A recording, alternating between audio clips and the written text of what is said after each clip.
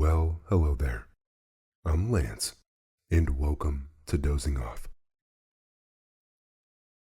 One thing that I enjoy about reading these classic stories is you hear expressions or sayings that maybe you've heard all your life, but had no idea what the story was behind it or where it came from. Tonight's one of those.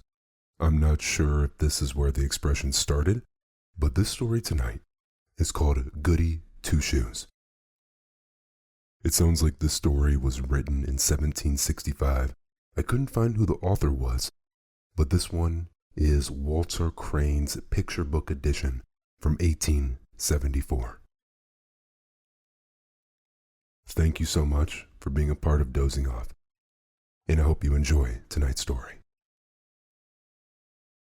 Goody Two Shoes.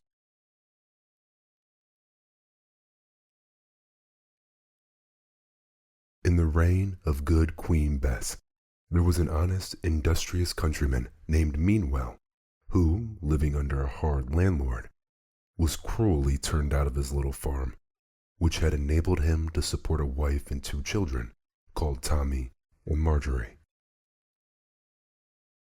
Care and misfortune soon shortened his days, and his wife, not long after, followed him to the grave.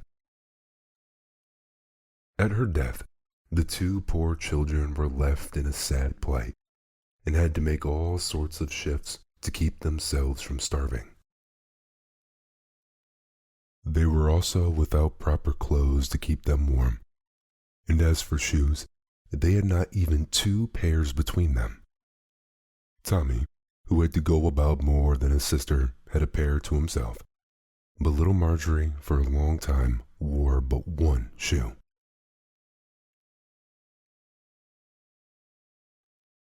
But heaven had heard their dying mother's prayers and had watched over and protected them. Relief was at hand, and better things were in store for them.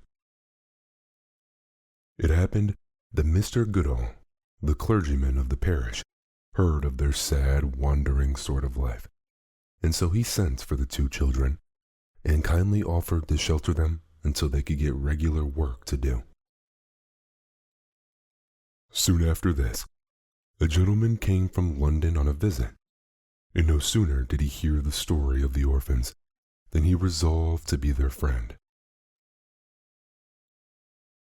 The very first thing he did was to order a pair of shoes to be made for Marjorie, and he offered to take Tommy to London, promising to put him in a way to do well by going abroad.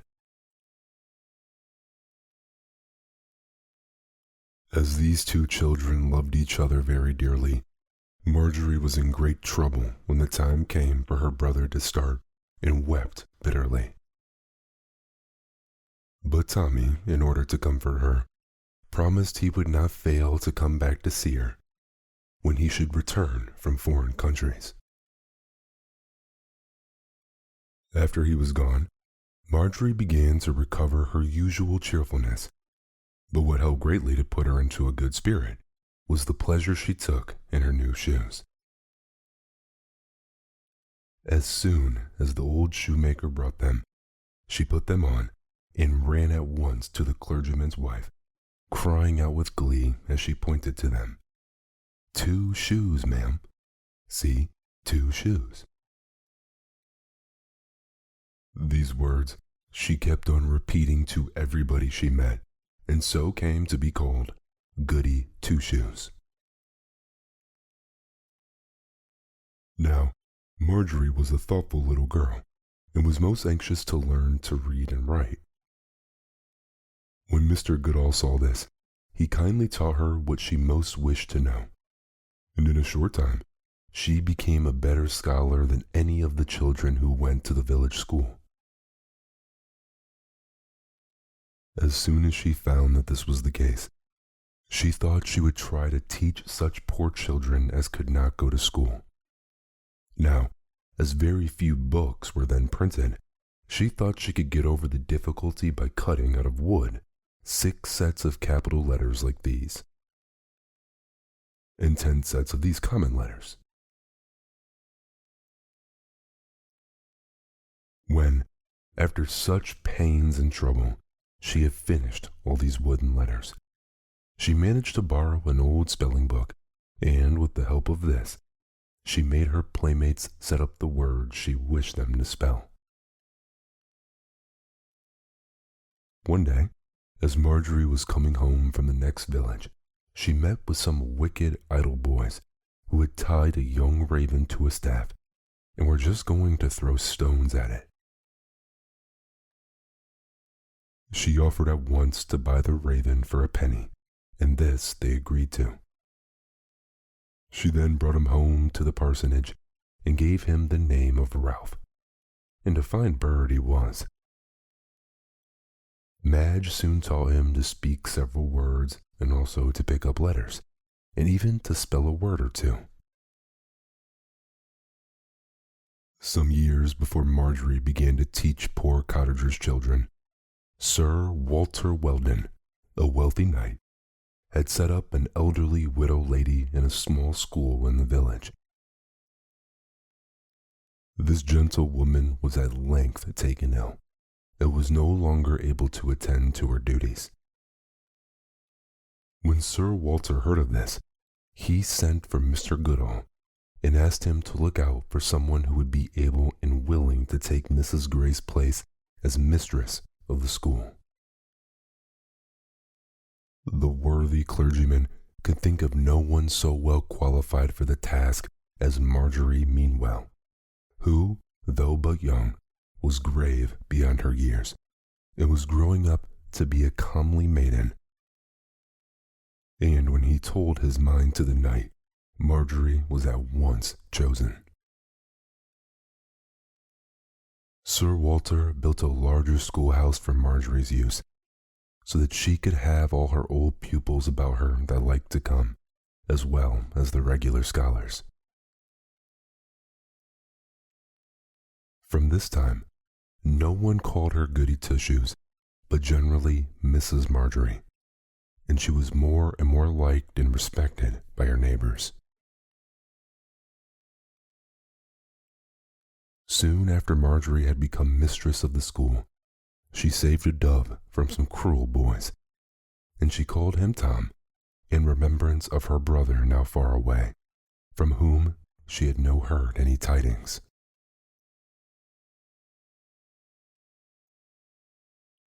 About this time, a lamb had lost its dam, and its owner was about to have it killed. When Marjorie heard of this, she bought the lamb and brought it home. Some neighbors, finding how fond of such pets Marjorie was, presented her with a nice playful little dog called Jumper, and also with a skylark.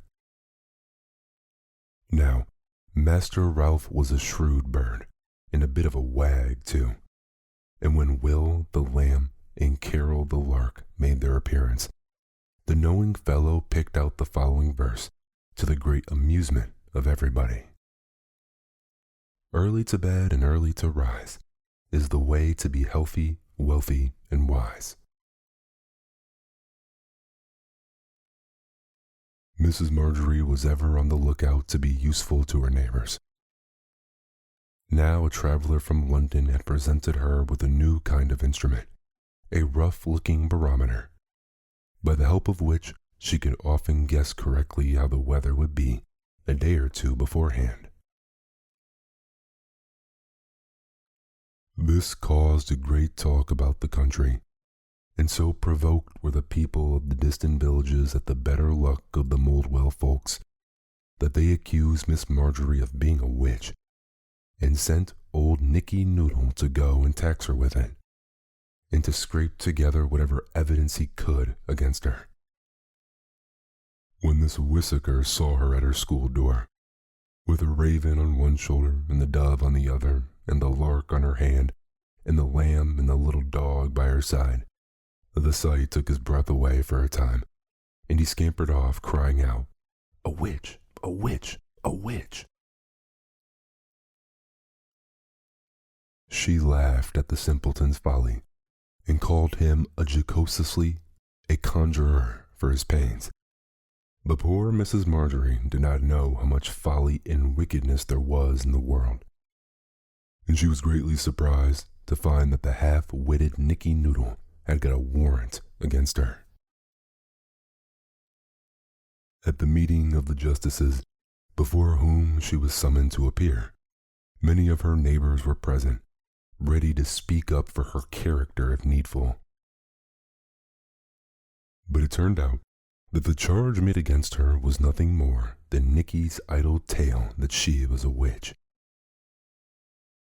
Nowadays it seems strange that such thing could be, but in England, at that period, so fondly styled by some the good old times, many silly and wicked things were constantly being done, especially by the rich and powerful against the poor, such things as would not now be borne.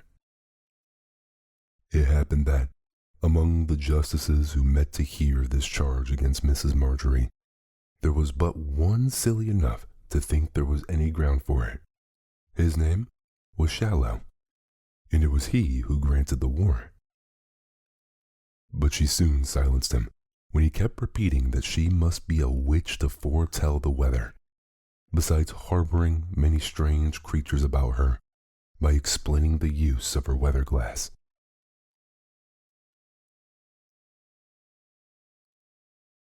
Fortunately, her patron, Sir Walter Weldon, was well acquainted with the use of the new instrument. When he had explained its nature to his foolish brother Justice, he turned the whole charge into ridicule and gave Mrs. Marjorie such a high character that the justices not only released her at once, but gave her their public thanks for the good services she had done in their neighborhood. One of these gentlemen, Sir Edward Lovell, who was a widower, fell ill and requested Mrs. Marjorie to take charge of his house and look after his dear children. Having taken counsel with her kind old friend the clergyman, she consented to this, and quite won Sir Edward's respect and admiration by her skill and tenderness in nursing him, and by the great care she took of his children. By the time that Sir Edward fully regained his health, he had become more and more attached to Mrs. Marjorie. It was not then to be wondered at that when she talked of going back to her school, he should offer her his hand in marriage. This proposal took her quite by surprise, but she really loved Sir Edward, and her friends, Sir Walter and Mr. Goodall, advised her to accept him, telling her she would then be able to do many more good works than she had ever done before.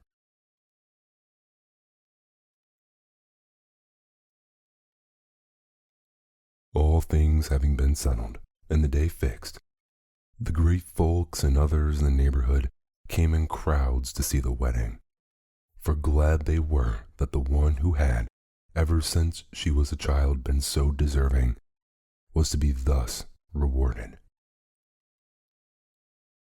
Just as the bride and bridegroom were about to enter the church, their friends assembled outside were busily engaged in watching the progress of a horseman, handsomely dressed and mounted, who was galloping up a distant slope leading to the church, as eagerly as if he wanted to get there before the marriage.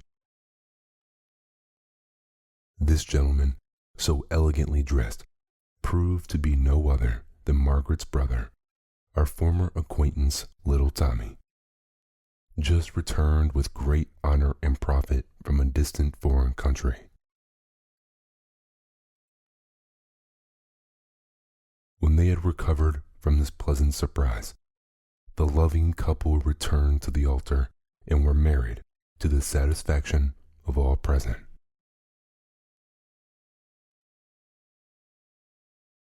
After her happy marriage, Lady Lovell continued to practice all kinds of good, and took great pains in increasing and improving the school of which she had been the mistress, and placed there a poor but worthy scholar and his wife to preside over it.